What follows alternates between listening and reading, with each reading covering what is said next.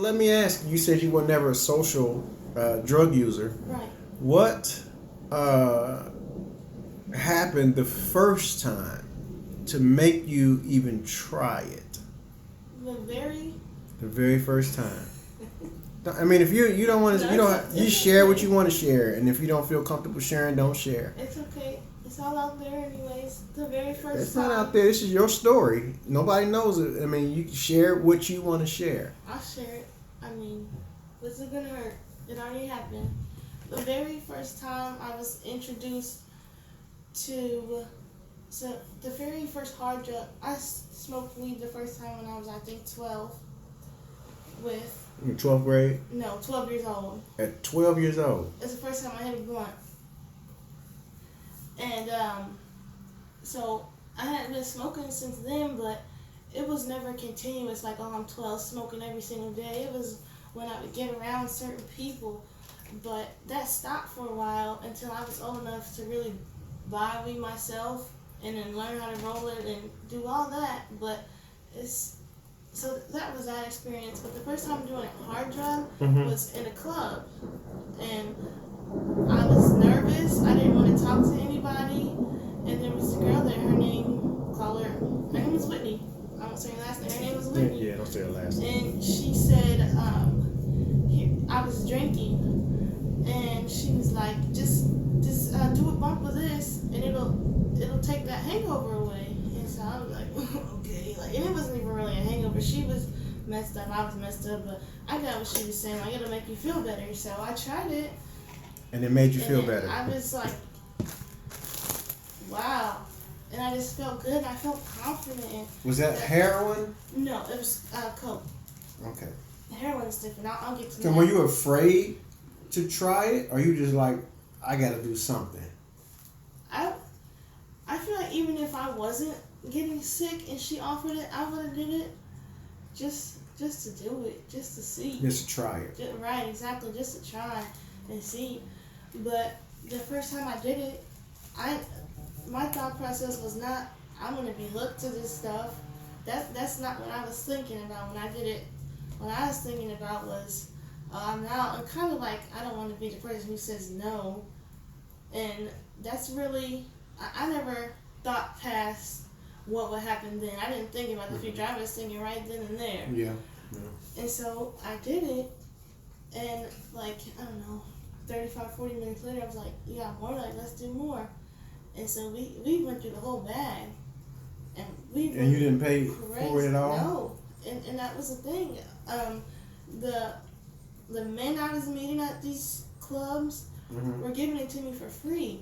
And that's what, in the beginning of my active addiction, made that's what made it, it made it go so much faster.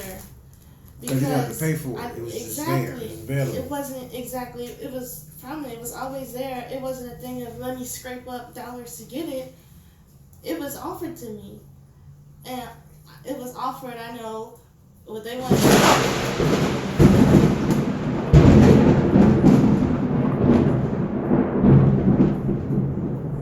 Should I continue? Whoa! Yeah, go ahead. It was offered with, I know they wanted something in return, and luckily I never, like, my friend was doing things to get the drugs in return. Oh, your friend was doing it, so you didn't. I didn't do anything. That was the next question I had for you, too. And I do feel bad about that, because at one point I did become, but it was further into the addiction. I did become We're talking about the beginning.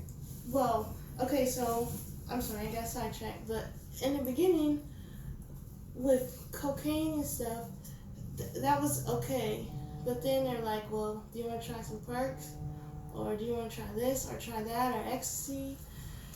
And it was all nice. It was all good. But then it got really bad when I started doing ice, which is meth, snorting that. That's what got really bad. And I was the type of person who, it hurt. Snorting crystal meth, because they're crystals. That hurt to snort that. I wasn't getting nosebleeds. The cartilage in my nose is already messed up now. My nose runs still like uncontrollably sometimes for no reason, but it's because I'm losing cartilage. And snorting that hurts so bad, but I started to like the burn because I associated the burn with the high. So at first I couldn't do it. I would do a little bit and I would stop and then I would do a little bit more, and it took me like 5 tries to finish just a little one. But then I started to learn to like the burn because, like I said, I associated the burn with the high. So I chased the burn. And so that's the point where I was just snorting stuff like sleeping pills, just anything. It was an addiction to having something up my nose more than it was what the drug was doing. But that all changed when I started using heroin. Because when I was doing like coke and stuff, it wasn't I'm just doing coke. I was doing coke and perks and not really Xanax, but because those are downers, I didn't start doing those till later. But I was doing a mix of uppers, and I was doing a mix of different uppers. So you can check it. Oh no, it was a call. I was doing a mix of different uppers. So fast forward to when I started doing heroin. When I started heroin, I didn't do any other drug after that. It was just that because nothing was as powerful as that. And I know the first time I did it, I went and I met a dealer, and he argued with me for about an hour, saying, because he was attracted to me, and he was saying, this is going to mess up your life, and I don't want to serve you. And I'm like, do you want this $100 or not? A moral drug dealer. And yeah, an hour, probably more than an hour. And he was saying, I'm not going to serve you. You're too beautiful for this. Why don't you come hang out? And I'm like, I know what that means. And he was just saying, I'm not going to serve you this. Like, you're too beautiful for this. And then if something happens to you, I'm going to go to jail if you overdose on it. And I was just like, I got $100. You want it or not? And he's like, meet me at the bottom of XYZ Hill. And so I drove and I met him there. It was like 11:45 at night.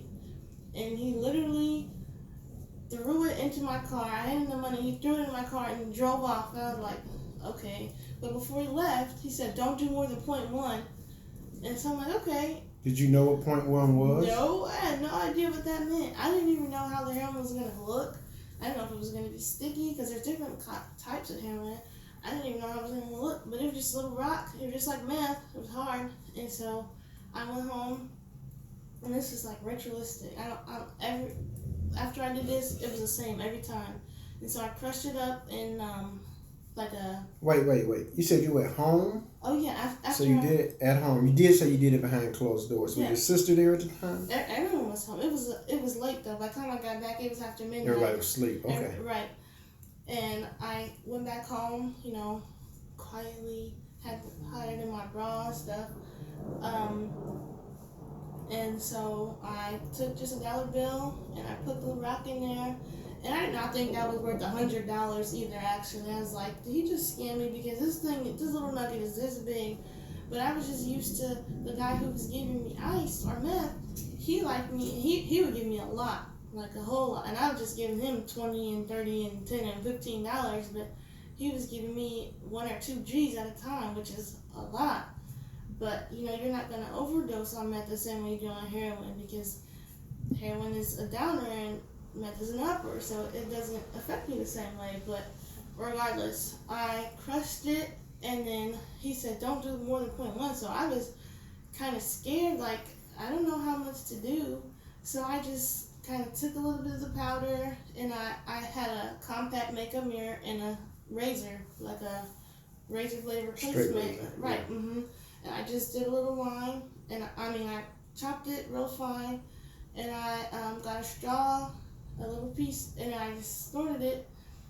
And then I didn't feel anything at first. I was like mad, like, did he really just scam me out of $100 that I just scammed somebody else out of this $100 for? And I'm gonna be mad I just scammed somebody else if he just scammed me.